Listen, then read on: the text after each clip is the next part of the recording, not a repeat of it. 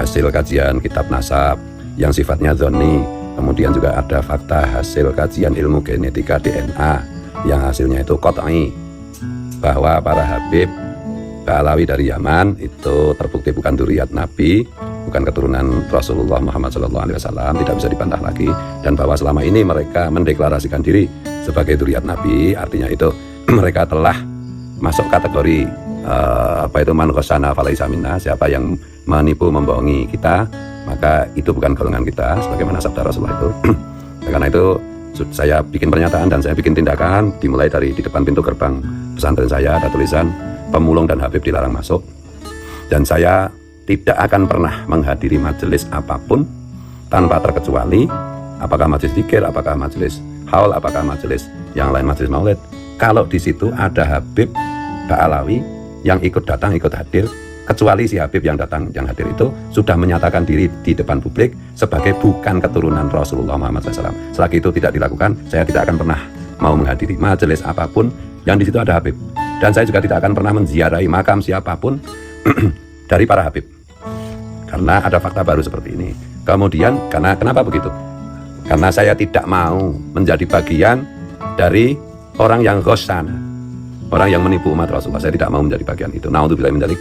Terlepas daripada urusan nasab gitu ya, bagi saya apa yang telah beliau sampaikan ini, kalau boleh saya memohon kepada beliau, Abu Agus Fuad Kleret, untuk dicabut.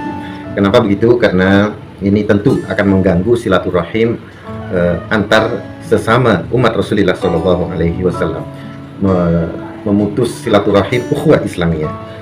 Bagaimanapun, ketika bagaimana Rasulullah Shallallahu Alaihi Wasallam mempersatukan kita semuanya, apakah itu keturunan beliau, apakah itu bukan keturunan beliau, yang penting adalah Muslim, maka semuanya bagi beliau adalah dianggap sebagai saudara. Oleh sebab itu, membina ukhuwah Islamiyah ini sangat menjadi hal yang utama.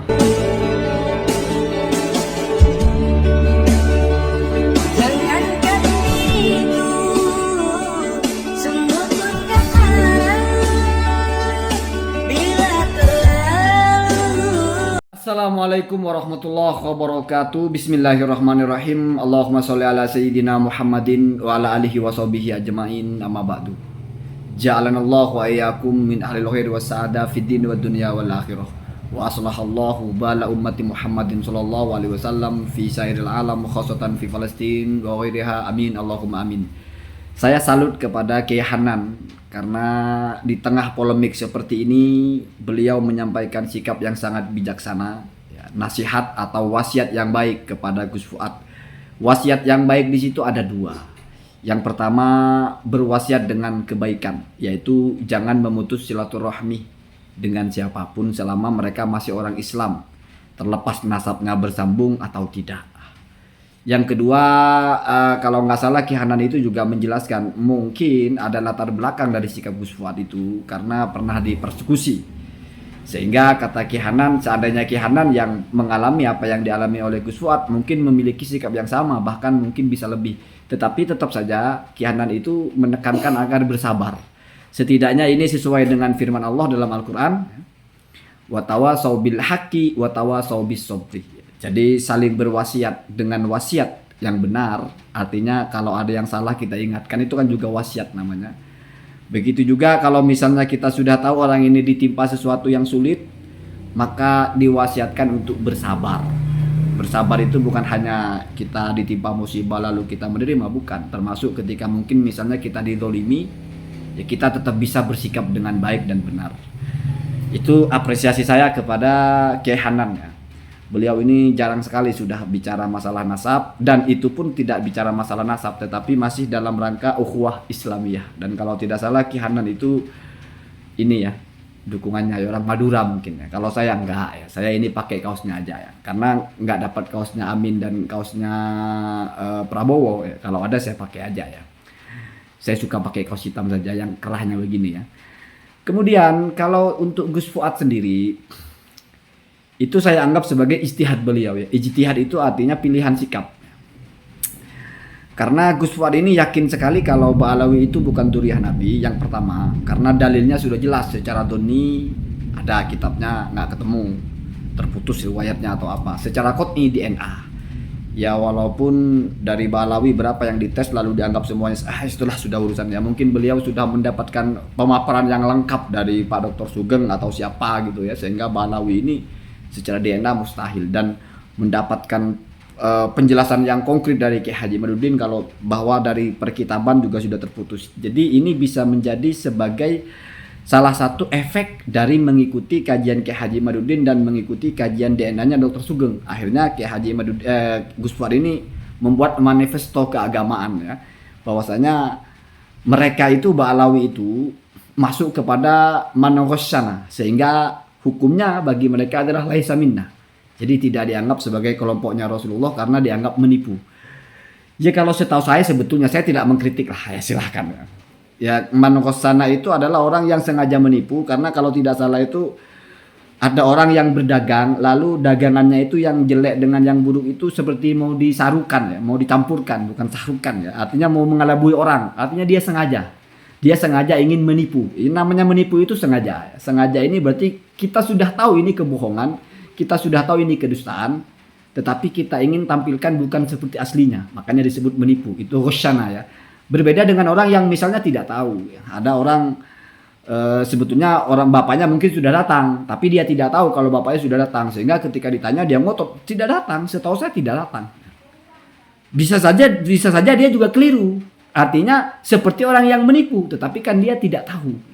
Tidak bisa orang begitu dianggap manogosyana. Sebetulnya kan begitu, tapi ya sudahlah. Silakan Gus Fuad mungkin berijtihad. Sekarang musim orang berijtihad ya.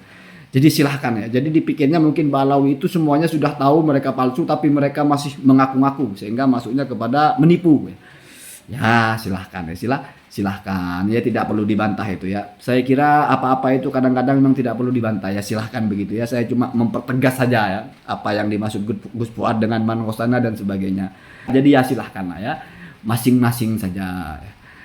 Cuma kalau misalnya berpegang kepada apa yang disampaikan oleh Ki Hanan, itu kan terlepas dari masalah polemik nasab, tapi menjaga persaudaraan, menjaga ukhuwah. Cuman kalau kata Gus Fuad, kalau bergabung dengan mereka baik ketika mengikuti acara yang ada merekanya, atau menghadiri acara mereka bahkan, atau mengundang mereka, atau mendatangi kuburannya, atau takziah atau apa lalu ada mereka, kalau bergabung masih di satu majelis itu dianggap termasuk kepada orang-orang yang menipu. Luar biasa ya. Jadi kalau kita diam atau bertemu dengan penipu, kita menjadi penipu juga. Ya silakan lah ya, bebas. Ya, namanya beropini, namanya berasumsi atau berijtihad mungkin bahasa kerennya, bebas ya, bebas. Saya kadang-kadang sudah tidak terlalu serius menanggapi hal-hal seperti itu. Ini sebatas kita ingin menyajikan informasi saja bahwa ada Ki Hanan ya. Ya kalau mau menyimak lengkap silahkan dikunjungi channelnya ya. Ada juga Gus Fuad seperti itu. Allahumma hdina hadas sabil. Saya kira orang-orang yang mendapatkan rezeki yang baik berupa pengetahuan yang baik dan juga kesadaran yang baik, insya Allah akan mendapatkan pemahaman yang baik. Kuncinya itu cukup tahu diri. Kita melihat persoalan sebesar apapun, kalau kita hanya tahu dari mendengar orang berbicara tanpa pernah kita berhasil atau mampu atau punya kapasitas menelaah bagaimana sumber aslinya, berarti kita hanya ikut-ikutan. Kalau ikut-ikutan itu mestinya jaga-jagalah ya. Siapa tahu yang kita ikuti jatuh ke jurang kan, kalau kita masih siap-siap hanya sebatas ikut kan, jatuh ke jurang kita lepas. Tapi kalau kita mengikat diri sendiri kepada sesuatu, padahal kita tidak tahu kemana jalurnya ini, sekali jatuh kita ikut-ikutan jatuh ya. Assalamualaikum warahmatullahi wabarakatuh.